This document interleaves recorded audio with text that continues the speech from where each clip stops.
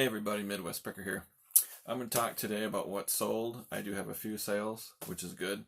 But before I get into what sold, I want to get a little philosophical with you about reselling in general during this pandemic quarantine that's going on in the country. You'll notice behind me I have a nerd pile. You can see, right? Advanced Dungeons and Dragons. I don't know how well you can see this. Lego unopened box, Transformers unopened box. I'm going to show you some other stuff too. This is all of my personal collection. So I want to talk specifically to full-time resellers that are kind of in a panic mode because they can't source. You can source online. There's websites like I'll put up here, bulk.com. You can buy cases or pallets, most likely cases if you're going to just try it out for the first time. And there are online auctions like HighBid and shopgoodwill.com, things like that. But a lot of people are feeling the pinch of not going out. So today is March 21st, 2020. The situation in our country changes daily. What was true 3 days ago is no longer true today. And by Monday, it could be all changed again. I made the personal choice of not sourcing today. Today's Saturday. I typically hit the estate sales, the thrift stores. I'm in West Michigan. A lot of thrift stores are closed.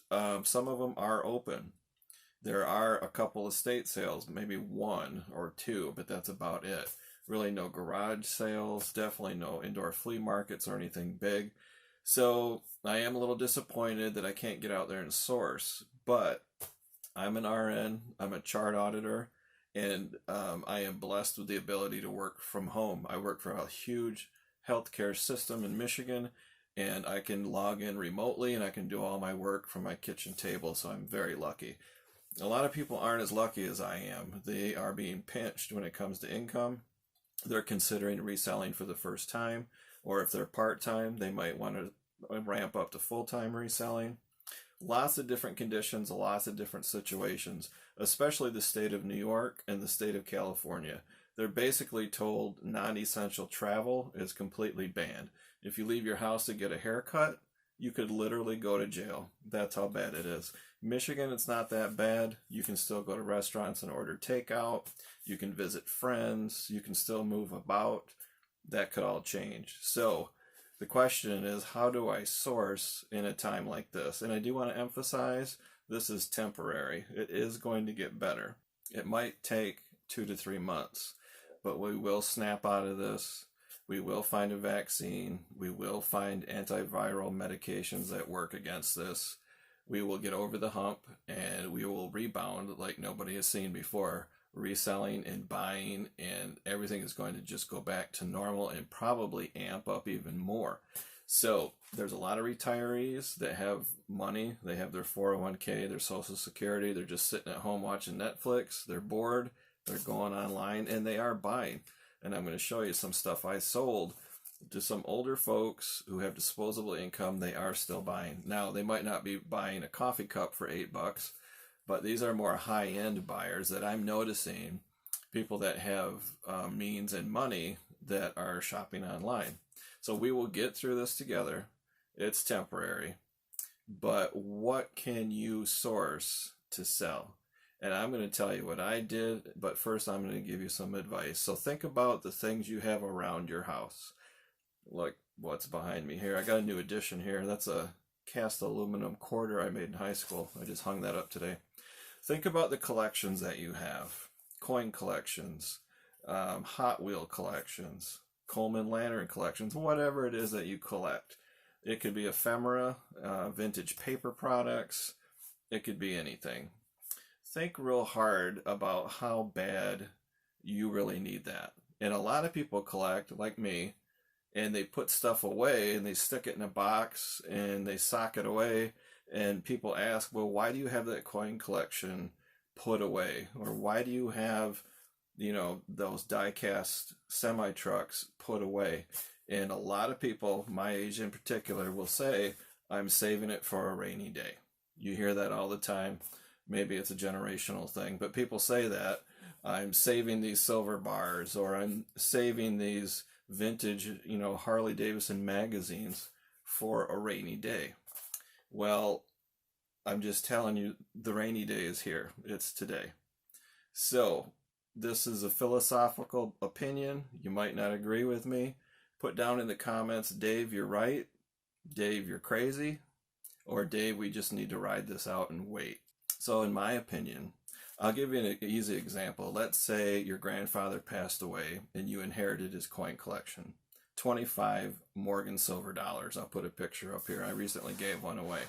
And you're holding on to these 25 silver Morgan dollars for a rainy day because, you know, sweet old grandpa gave them to you in his will and you inherited them. They're in a box somewhere in your closet. I can guarantee you right now, your grandpa is up in heaven looking down at you saying, moron, sell those Morgan dollars. Are you kidding me? You can buy more later. Your grandpa did not forge those coins with his bare hands in his blacksmith shop in his garage. You know where he got them? He bought them somewhere, right? He bought them on eBay, or he bought them at a flea market, or his uncle gave them to him when he was 13 years old. My point is, the stuff we own, we are the temporary stewards of all of this stuff you see behind me. Someday we're going to die and somebody else is going to have it, or you're going to sell it and somebody else is going to have it. And then that person's going to die and somebody else is going to have it. None of the stuff we have is important and none of it lasts forever. It's temporary. So yeah, Grandpa's up there looking at you going, are you crazy? Sell those things. You're running out of food. You can't pay rent. Sell them. Now, if you have a sentimental attachment to those 25 Morgan dollars, then just keep one of them. Pick the nicest one, the rarest one, the most valuable one. Keep it, frame it, stick it on the wall. Grandpa's Morgan dollar. The other 24, sell them. Sell them now. If you're in a situation where you can't pay rent, or you can't afford food, or you don't know what's going to happen, if you're on temporary quarantine, it might get worse next week or in 2 weeks. Sell what you have now while you can.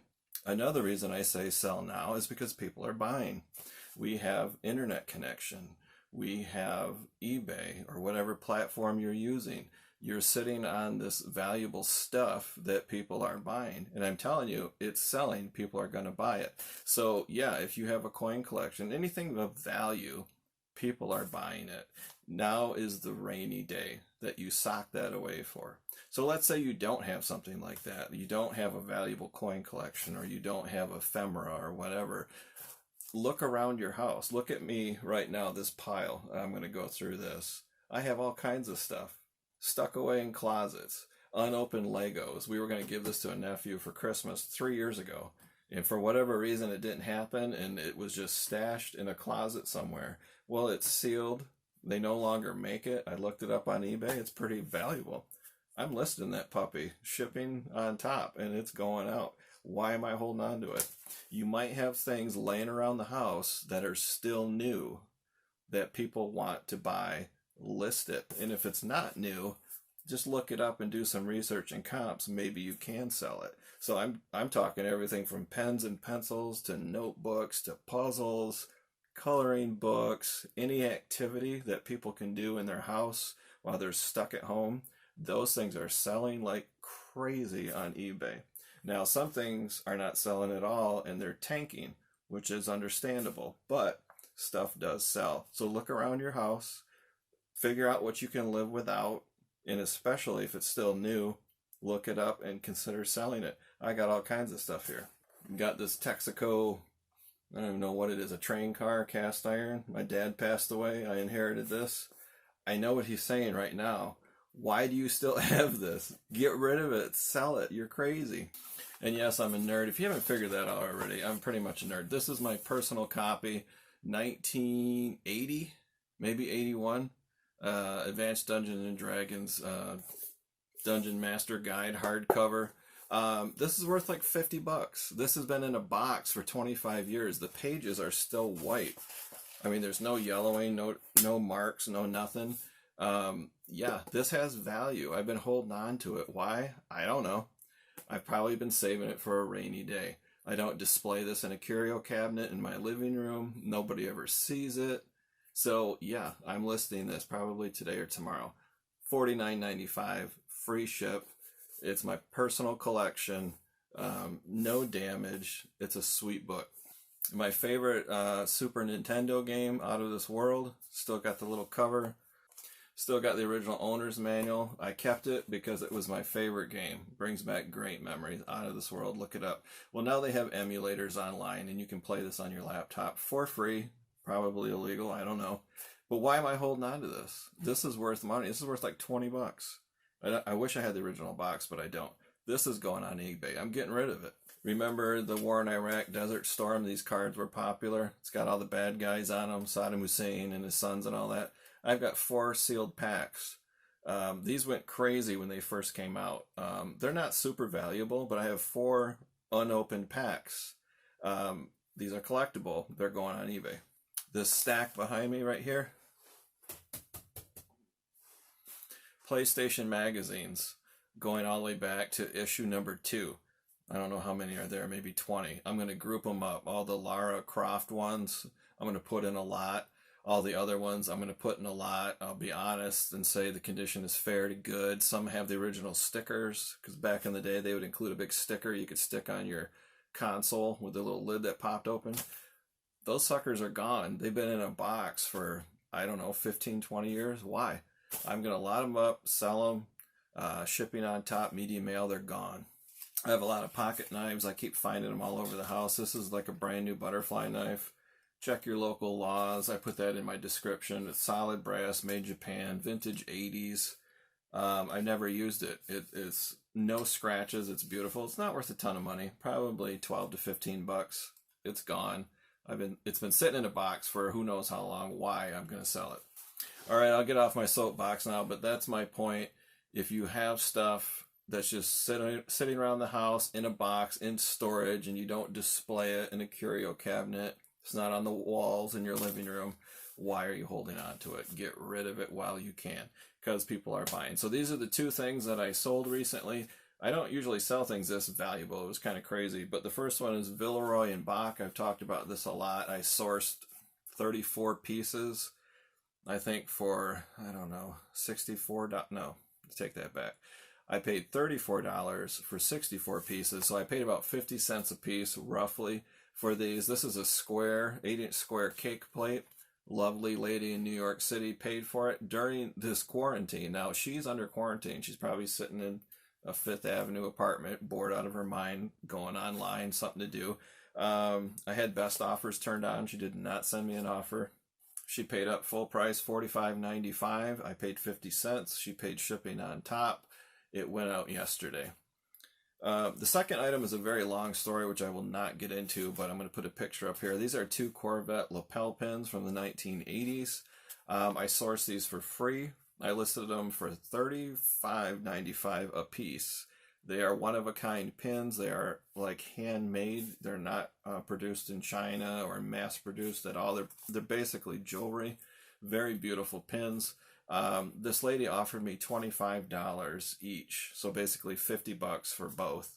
And she sent me a really, really nice message. Her and her husband are Corvette enthusiasts down in Alabama. They own 7 Corvettes. She sent me pictures of her living room. They have Corvette everything, pictures and die-cast cars and puzzles and wine glasses and just you name it. And she's putting together, I guess, a cork board of Corvette lapel pins. And she happened to find mine on eBay, shot me an offer, and I accepted. I explained to her the long story, which I'm not going to get into here, but she replied back and said she was honored to own them. I thought that's cool. Where did these come from? They were sitting in a drawer in a desk in my house for 20 years. Who knows? So I put them up on eBay. It took a while, but they sold. So this lady paid $50 for the 2 pins. My cost of goods was $0. Shipping was like $3.25. So it's almost pure profit. So that's the video, guys. I don't want to be a downer. Things are going to get better for sure. There's going to be life as normal, but it's not going to be tomorrow. It's going to be a couple months. So we need strategies. We need to network with each other. So watch my previous video about networking with other resellers. And we just have to think smarter, work smarter, not harder. You know that whole phrase. Look around your house, see what you got. Network with your friends and your family. tell them you paid cash for unwanted merchandise. And they might surprise you and say, well, I've got this box of National Geographics from the 19 teens. You can have them if you want.